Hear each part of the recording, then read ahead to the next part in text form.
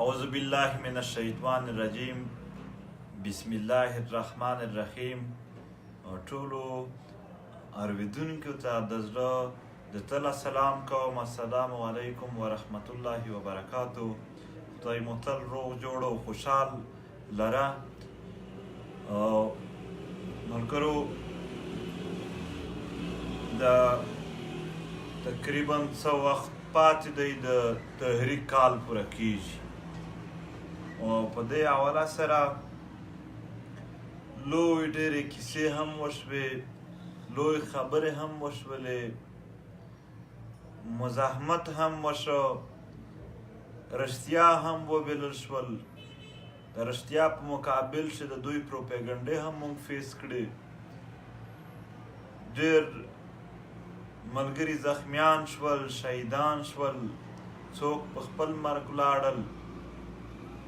د پی ټي ایم په مسلې څه شی وې او څه شی نه وې، په هغې باندې به اوږده رڼا انشاءالله چې کله هم دا پوره کال پوره کېږي د پی ټي ایم د هغې د تاسیس ورځ یوم تاسیس به هم انشاءالله ضرور لمانځلې کېږي. په هغه ورځ په هغه شپه باندې به ټول موږ په دې باندې جلسه هم کوو، خبرې به کوو. خو دا اوس وخت چې یعنې تقریبا اول مطالبه چې پی ټي ایم به چې د روانور ته د سزا ورکړی کېږي. روانور یو د نقیب الله هم نه بلکې د نورو ډېرو پښتنو قاتل و.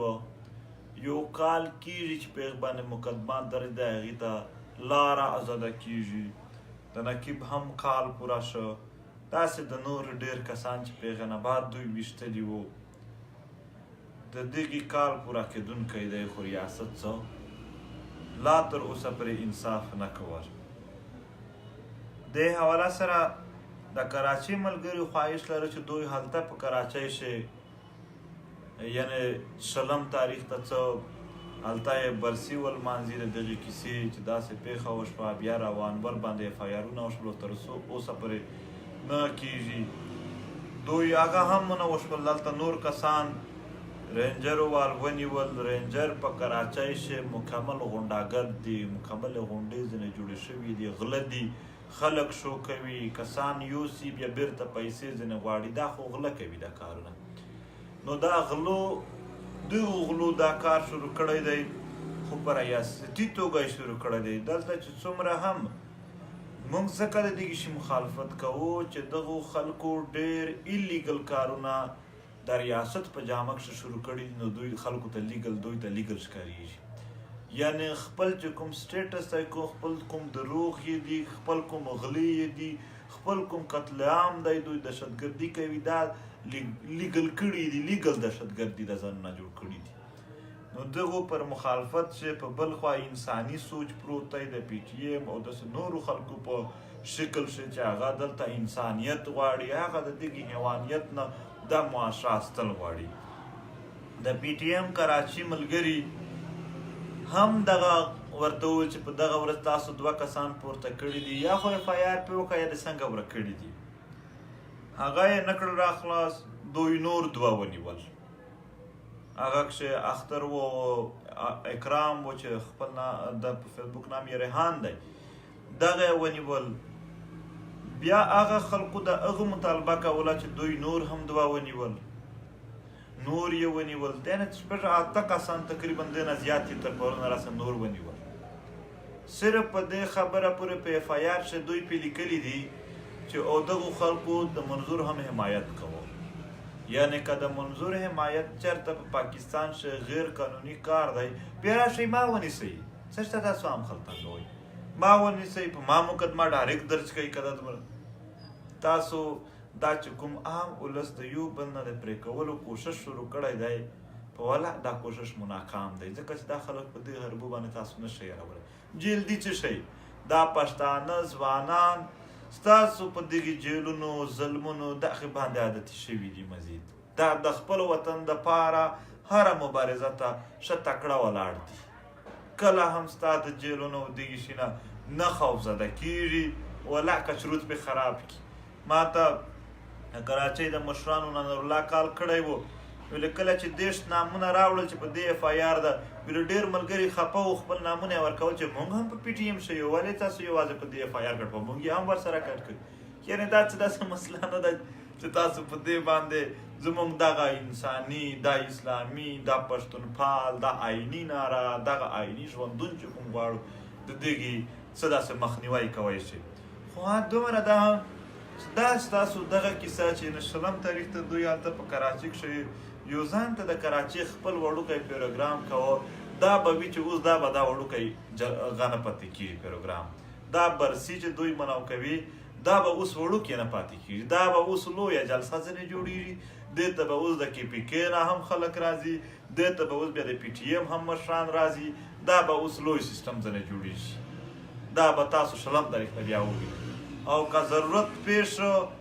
د پښتونخوا نه به انشاءالله د لکونو خلکو دلته مونږ ریلي جوړوو او د ریلي په شکل چې به کراچۍ ته راځو او دا کسان صرف خوشي کول هم نه دي چې چا غلط فایرونه کړي دي په هغې باندې به اف آی آر هم کېږي بیا او چې تر څو پر هغه خلک نیولي شوي نه وي تر هغه پر په کراچۍ کښې پراته وي بیا کیدای شي دغه لښکر بیا په کراچۍ تمام نه شي دا بیا لاړ شي بلوچستان په طرف باندې هم بیا کیدای شي لوی کاروان جوړ شي دا به دا په وخت اول خو موږ ډېرې کیسې نه کوو موږ دا کار لا نه کوو خو تاسو مجبوره کوئ موږ چې موږ اوس صحیح روغ رد عمل وشوو تاسو ته اوس موږ واقعي دلته ولسي عوامي تحریکونه صحیح په مضبوطي سره دلته کار شروع کړي دې شي ته تاسو بیخي موږ مجبور کړلو موږ به دا اوس ضرور کوو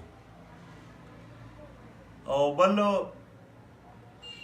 د کار پوره کېدونکو چې کوم د روانور د مطالبې و ورسره د نقیب د انصاف و د دغې په حواله سره به په 14 جنوري په ټانک کښې هم جلسه وي د اتوار په ورځ به په 14 جنوري 2018 ته په ټانک کښې جلسه وي 2019 کښې جلسه وي او په دې کښې به دا مطالبه چې تر یو کال نه کوي دا به ډېره په زور سره بیا کېږي دا روانور چې تاسو خلاصولو کوشش وکړو موږ ته معلومه شوله چې ریاست څوک هم د پښتنو قاتل دی په هغې باندې ریاست ډېر مهربان دی د احسان الله احسان په شان په هغې شکل چې هم ورسره مهربان دی بیا که داسې په وردي کښې خلک دي و پښتانه یې مړه کړي دي هغې باندې هم مهربان دي که په پولیس روانور دي هم په هغې باندې هم مهربان دي د طالبانو په شکل چې احسان الله احسان دی په هغې باندې هم مهربان دي ریاست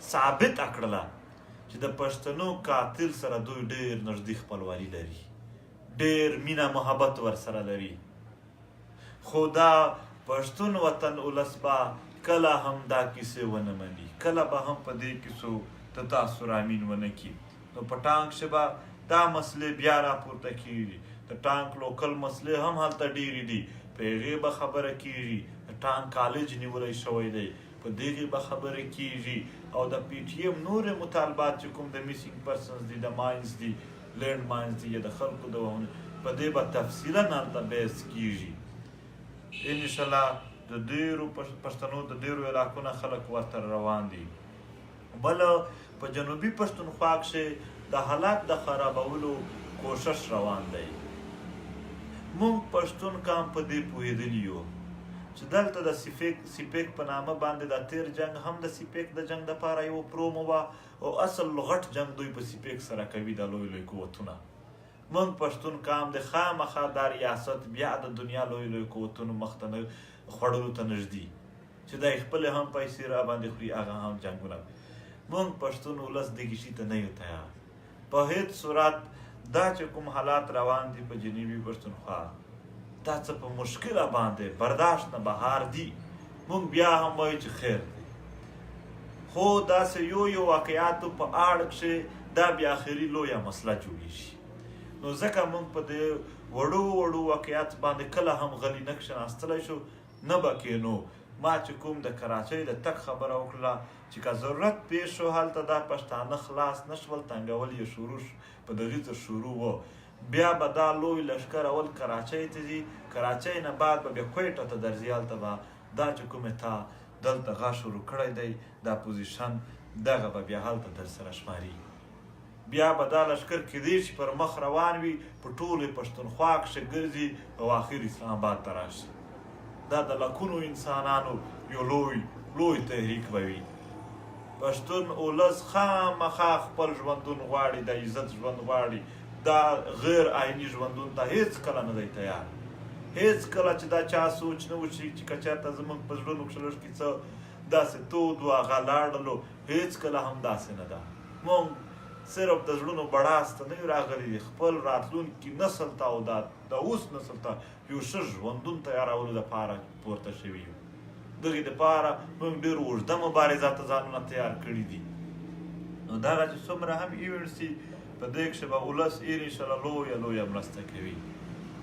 او بیرته چې کومو علاقو کښې دوی د اوس پوزیشن په مختلفو اندازونو شروع کړی دی، په دې ټولو باندې موږ پوه یو. زه یې نن نه ایکسپلین کوم، خو چې وخت راشي دا به بیا زه ایکسپلین کوم.